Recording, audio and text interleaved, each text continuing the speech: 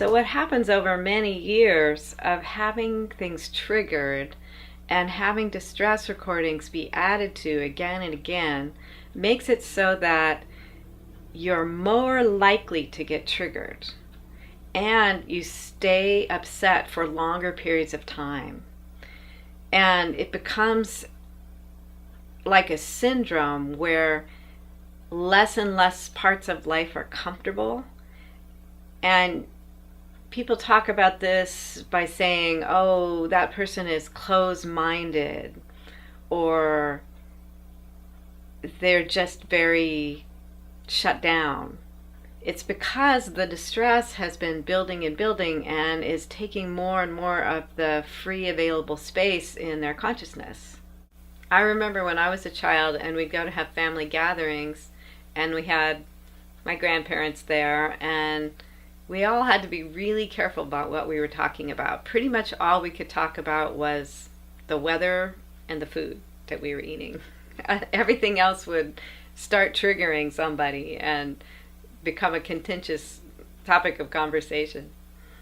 So the thought in co-counseling theory is that by the time you're an adult, you're middle-aged, pretty functional, you've got a job, relationship, family, whatever, you're probably operating on maybe 10% of your capacity for free, open thinking and awareness, which is kind of interesting because neuroscientists have noticed that not many of the brain neurons actually are being used.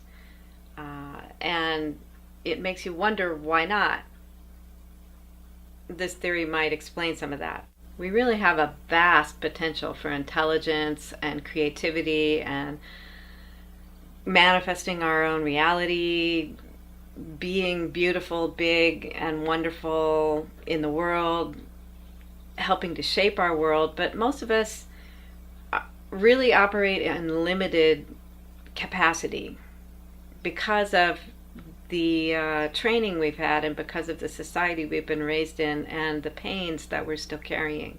They really limit us a lot. It's hard to stay open. It's hard to stay flexible. It's hard to keep your intelligence and your aliveness in this kind of a culture. We're not encouraged to.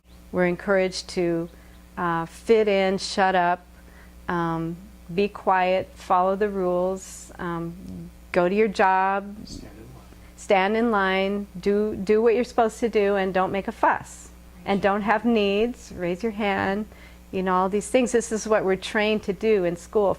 When this process has been going on for a while, certain patterns emerge in your behavior and in your consciousness, and we call these distress patterns.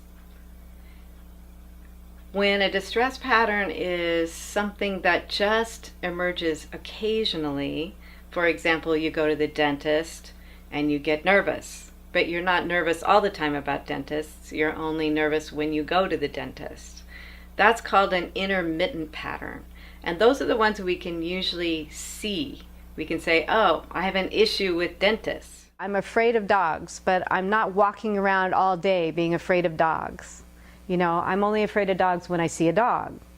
And then I start getting scared of the dog, right? But most of the time I'm not thinking about dogs. When patterns have been reinforced daily for many years, and you have the same experience again and again, it can form what we call a chronic pattern, which is more about who you think you are or how you think the world is.